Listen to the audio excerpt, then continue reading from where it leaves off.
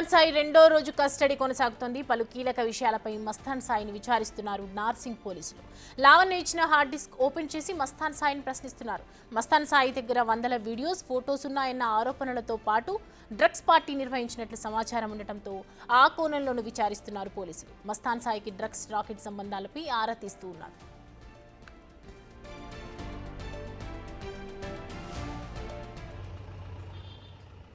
ఇక మస్తాన్ సాయి అమ్మాయిలకు మత్తు మందు ఇచ్చి వీడియోలు తీశాడని ఫిర్యాదులో తెలిపారు లావణ్య. దీంతో మస్తాన్ సాయి ఎంతమందిని బ్లాక్మెయిల్ చేశాడని దానిపై వివరాలు రాబడుతున్నారు.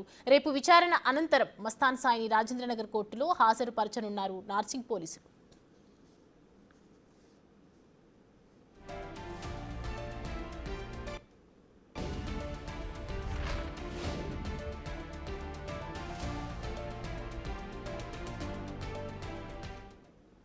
ఈ అంశానికి సంబంధించి పూర్తి అప్డేట్స్ మా ప్రతినిధి సురేష్ అందిస్తారు. సురేష్, మస్తాన్ సాయి విచారణలో లావణ్య ఏదైతే హార్డ్ డిస్క్ ఇచ్చిందో దాంట్లో కొన్ని వీడియోస్ ఉన్నాయని చెప్పిందో, వందల వీడియోస్ ఉన్నాయి, ఫొటోస్ ఉన్నాయన్న ఆరోపణలు ఉన్నాయి. సో అవే కాక ఈ విచారణలో ఇంకేమి ప్రూఫ్స్ ఉన్నాయి, బయటపడ్డాయా?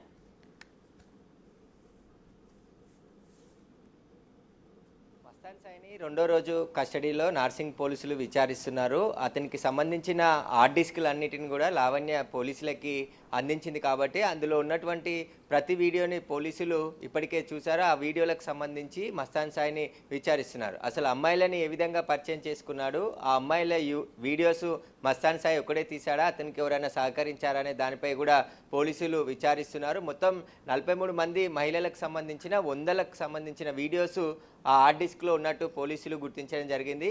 అసలు వారిని ఎంతమందిని అందులో బ్లాక్మెయిల్ చేశాడు, వారితో ఎప్పటి నుండి సంబంధం ఉంది, అసలు అమ్మాయిలను ఎక్కడ తీసుకెళ్లి ఆ వీడియోలు తీశాడు, వాటికి సంబంధించిన పూర్తి వివరాలన్నిటిని కూడా మస్తాన్ సాయిని విచారిస్తున్నారు. హార్డ్ డిస్క్ ఓపెన్ చేసి ఆ లోపల ఉన్నటువంటి వీడియోస్ అన్నిటిని కూడా చూపించి అసలు ఎవరు వీరందరినీ కూడా ఎప్పుడు వీడియోలు రికార్డ్ చేశారు, వారికి సంబంధించిన వివరాలన్నిటిని కూడా పోలీసులు రాబట్టే ప్రయత్నం చేస్తున్నారు. అయితే డ్రగ్స్ కేసులో కూడా మస్తాన్ సాయి నిందితుడిగా ఉన్నాడు.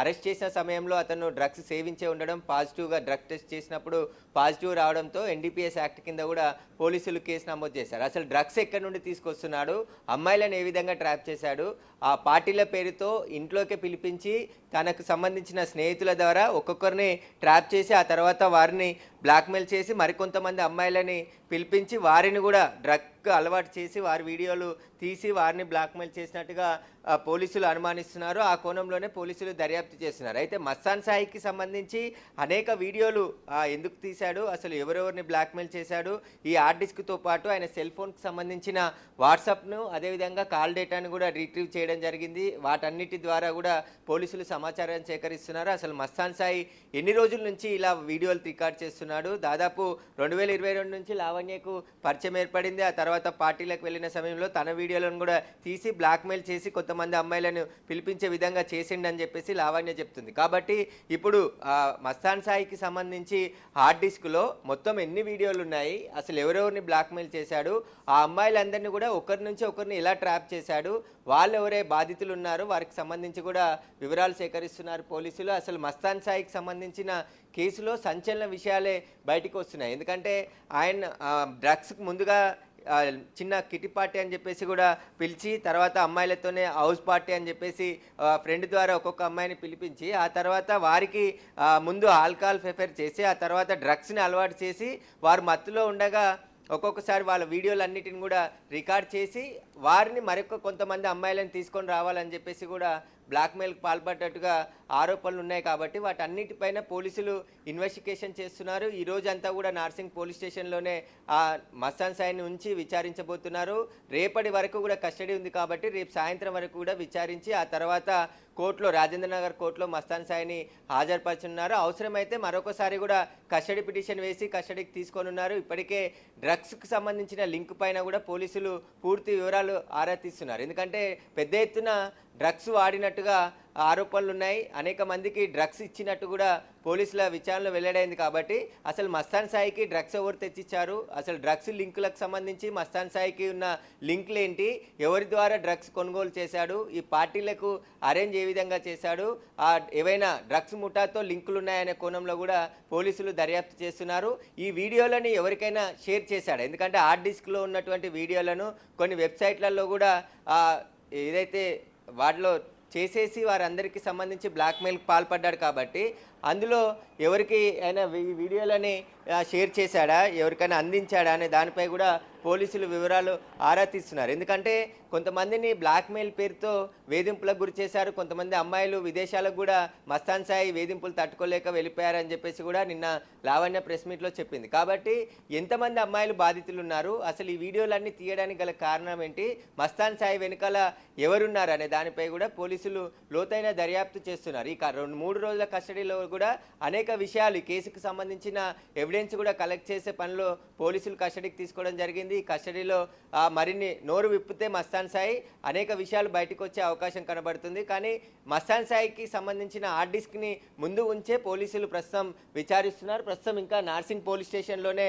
మస్తాన్ సాయి ఉన్నాడు. నిన్న సాయంత్రం ఆయన కస్టడీకి తీసుకున్నారు. ఈరోజు రేపు వరకు కూడా విచారించనున్నారు. అయితే మస్తాన్ సాయికి సంబంధించిన సెల్ ఫోన్ డేటా కూడా ఇందులో కీలకం కానుంది. ఎందుకంటే దాదాపు వాట్సాప్లో వీడియో కాల్స్ చేస్తూ వాటిని స్క్రీన్ రికార్డ్ చేస్తూ అవి కూడా హార్డ్ డిస్క్లో మళ్ళీ కాపీ చేసుకున్నట్టు కూడా పోలీసులు గుర్తించడం జరిగింది. మొత్తం మస్తాన్ సాయికి సంబంధించిన ఎవిడెన్స్ని కలెక్ట్ చేయడానికి పోలీసులు కస్టడీకి తీసుకోవడం జరిగింది. ఇటు లావణ్య ఇచ్చిన కంప్లైంట్లోనే మస్తాన్ సాయి అరెస్ట్ అయ్యారు కాబట్టి ఇంకా ఎవరైనా బాధితులు ఉంటే నేరుగా నార్సింగ్ పోలీస్ స్టేషన్కి వచ్చి ఫిర్యాదు చేయొచ్చు. వారికి సంబంధించిన కేసులు కూడా మేము దర్యాప్తు చేస్తామని చెప్పి పోలీసులు చెప్తున్నారు. కాబట్టి ఇప్పుడు అసలు మస్తాన్ సాయి బాధితులు ఎంతమంది ఉన్నారు, మొత్తం ఎన్ని వీడియోలు తీశాడు, ఏ వెబ్సైట్లో ఈ వీడియోలను అప్లోడ్ చేశాడు, వాటికి సంబంధించిన పూర్తి వివరాలు రాబట్టే ప్రయత్నం చేస్తున్నారు. ఇక మస్తాన్ సాయి పేరెంట్స్ మాత్రం మస్తాన్ సాయికి అలాంటి ఏది లేదు, లావణ్యనే మస్తాన్ సాయిని బ్లాక్మెయిల్ చేస్తూ కొన్ని వీడియోలు తనకు కావాల్సిన ఎవిడెన్స్ని సేకరించాడు అని చెప్పేసి వాళ్ళు చెప్తున్నారు. కాబట్టి అసలు మస్తాన్ సాయి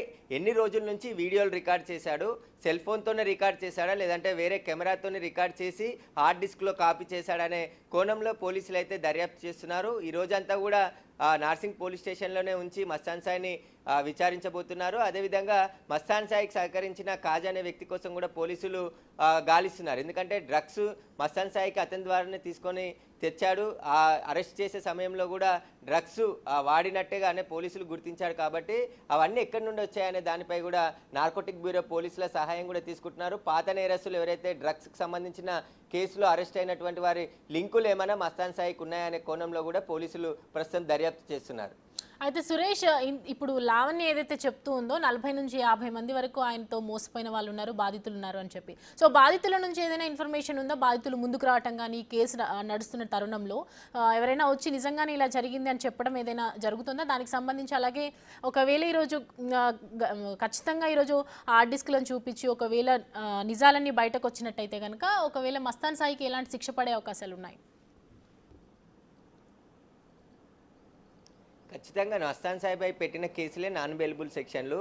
ఇలా వీడియోలు తీసి బ్లాక్మెయిల్ చేయడం అనేది చాలా నేరం. కాబట్టి చాలామంది మహిళలను ఈయన వీడియోలు తీసి బ్లాక్మెయిల్ చేసి బెదిరింపులు చేశాడని చెప్పి చెప్తున్నారు. కాబట్టి వాటికి కావాల్సిన ఎవిడెన్స్ని అంతా పోలీసులు సేకరిస్తున్నారు. ఇప్పుడు మస్తాన్ సాయికి సంబంధించి హార్డ్ డిస్క్లో అనేక వీడియోలు పోలీసులు గుర్తించినట్టు తెలుస్తుంది. ఆ హార్డ్ డిస్క్లో ఏమున్నాయి, అసలు ఎన్ని వీడియోలు ఉన్నాయి, ఎవరెవరు వీడియోలు ఉన్నాయనే దానిపైనే పోలీసులు దర్యాప్తు చేస్తున్నారు. బాధితులని కూడా, ఎందుకంటే మస్తాన్ సాయికి సంబంధించిన బాధితులు మీడియా ముందుకు రాకుండా నేరుగా పోలీసులు ఇన్వెస్టిగేషన్కి కలిసి చెప్పే అవకాశం ఉంది. ఎందుకంటే ఆయన నుంచి మోసపోయిన బాధితులు ఖచ్చితంగా మస్తాన్ సాయికి సంబంధించిన సమాచారం నార్సింగ్ పోలీసులకు ఇచ్చే అవకాశం ఉంది. ఎందుకంటే అందులో 43 మంది మహిళలు అంటున్నారు. అందులో ఎవరెవరు ఉన్నారు, అసలు హైదరాబాద్కి చెందిన వారు ఎంతమంది ఉన్నారు, ఏపీకి చెందిన వారు ఎంతమంది ఉన్నారు, ఎవరి ద్వారా వీళ్ళంతా పరిచయం అయ్యారు, ఆ లింకునంతా కూడా పోలీసులు ట్రేస్ చేసే పనిలో ఉన్నారు. ఎందుకంటే మొత్తం 43 మందికి సంబంధించిన 100 వీడియోలు హార్డ్ డిస్క్లో ఉన్నాయంటున్నారు. అంటే ఈ వీడియోస్ అన్నీ ఏ టైంలో తీశాడు,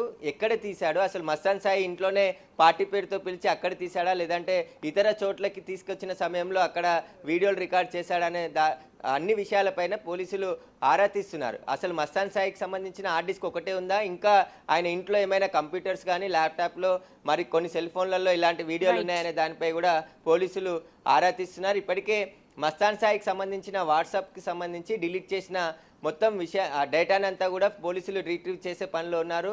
కొన్ని ఎఫ్ఎల్సీకి కూడా పంపించినట్టు తెలుస్తుంది. వాటి రిపోర్ట్ ఆధారంగా కూడా మస్తాన్ కేసులో దర్యాప్తు చేస్తున్నారు. ఇంకా ఇతనికి సంబంధాలు ఎవరితోనైనా ఉన్నాయనే కోణంలో ప్రస్తుతం పోలీసులు దర్యాప్తు చేస్తున్నారు. అన్ని కోణాల్లో ఈ కేసుని పోలీసులు దర్యాప్తు చేస్తున్నారు. సైబరాబాద్ కమిషనర్ అవినాష్ కూడా చాలా సీరియస్గా ఈ కేసును తీసుకున్నాడు. ఎందుకంటే అమ్మాయిల వీడియోలు తీసి బ్లాక్మెయిల్ పాల్పడితే కఠినంగా వ్యవహరిస్తాం, ఎంతటి వారున్నా వదిలిపెట్టమని చెప్పేసి కూడా చెప్పడం జరిగింది. కాబట్టి ఖచ్చితంగా ఈ కేసులో మస్తాన్ సాయి ఒక్కడే ఉన్నాడా, అతనికి ఎవరెవరు సహకరించారనే దానిపై కూడా పూర్తిగా విచారణ జరుపుతున్నారు. Thanks for the update Suresh.